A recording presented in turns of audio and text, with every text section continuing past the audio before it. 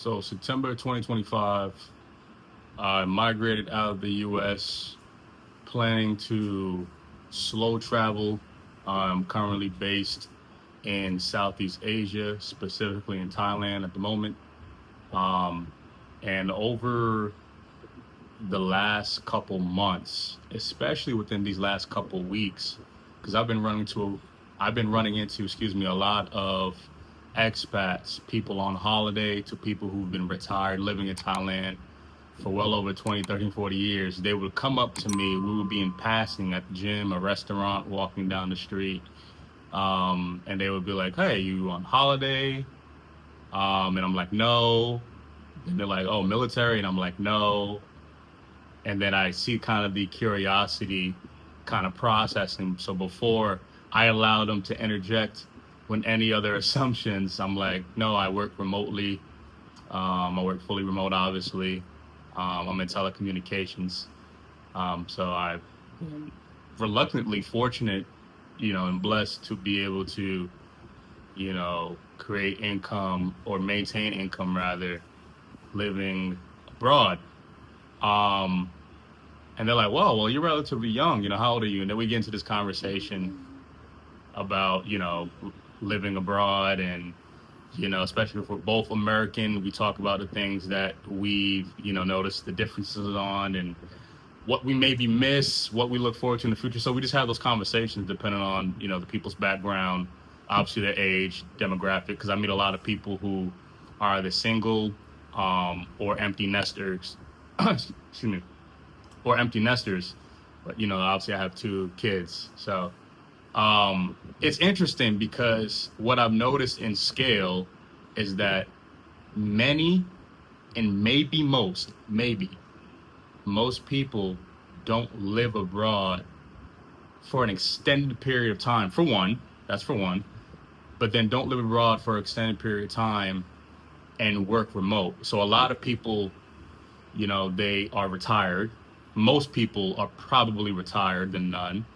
Um, So that's either a pension that's living off of 401k, that's living off of a investment slash stock portfolio.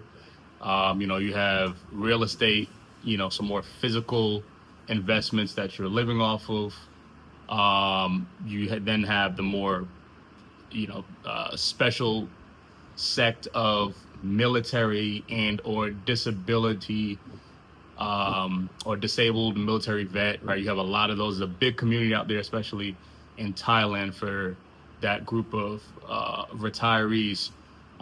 So my family and we're in a weird niche. So one, we're Black Americans, because there's not a lot of Americans who are even out in Thailand or even out in Southeast Asia altogether. Now it's changing the last couple months, like 2025, 2026 is obviously changing, but you get more of the Euro Asian, demographics here in Thailand, Malaysia, Vietnam, Cambodia, Philippines, right?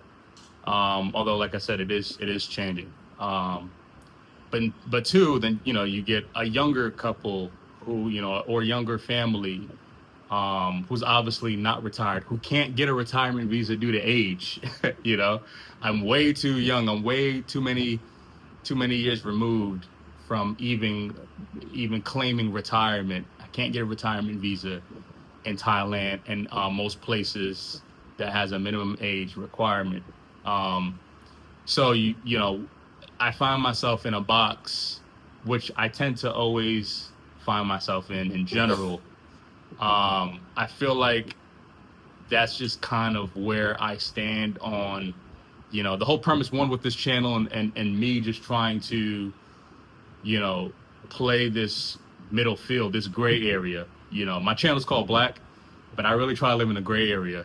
So I don't know, it doesn't really make sense, I guess. But hey, so I'm always in this gray area. I'm always in this, kind of niche type of, I don't know, movement, right? So it's just funny though. I didn't want to just briefly talk about, how that it's not a misconception, it's an assumption because, the assumption is just based on scale and based on, numbers. It's based on people's experiences, right? So you're not going to meet a lot of people who live here, for one, who live outside the states, and then who are still working outside the states.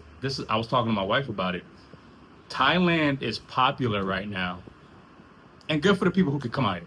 But Thailand is popular right now because they do not have a digital nomad slash uh, digital work remote visa. So you guys are going to say they have the DTV. Yeah, but that's not stipulated on a minimum income requirement based on a foreign company or contract where you have to show that you're working outside of showing a certain amount of funds in your account. So Thailand, places like Vietnam, and the Philippines especially, they're really, really, really popular with Thailand leading the trend because a lot of people don't work remote. Full-time, part-time, contractual, 1099, W-2, doesn't matter. A lot of people don't work remote in a full-time capacity, like throughout the year, to assert an actual long-term stay without visa runs, without going back home due to their job or the requirements of the job. So it's interesting. So a lot of people are out here is on holiday, anywhere from a couple weeks to 2 months, right? Up to your tour stay. You can stay up to 60 days. Or people are living out here more indefinitely because they're retired. They're getting income without having to make it or trading their time for wage. So yeah, it's interesting, and I think we're gonna keep seeing this trend, or I guess our trend of assumptions where people are, if I'm not on holiday, I'm in the military, which I'm not. So it's cool that we can, we as in myself, my wife, my family, we can move in this light and actually show people that no, we're not sitting around just getting a check. And also, we're not here just on vacation, right? We're in that middle line, again, that gray area where we're not living like a local, I would say, but we're living with locals. We know we can't be citizens, but money talks. As long as you're making income to, one, suffice a cost of living, that if you're living with locals, next to locals, and you're trying to assimilate, it's not going to be expensive as being on vacation. That's for one. But then two, make enough income to save for your future, even if it's a little bit, here and there, monthly. It's just consistency. Then really the world is your doorstep.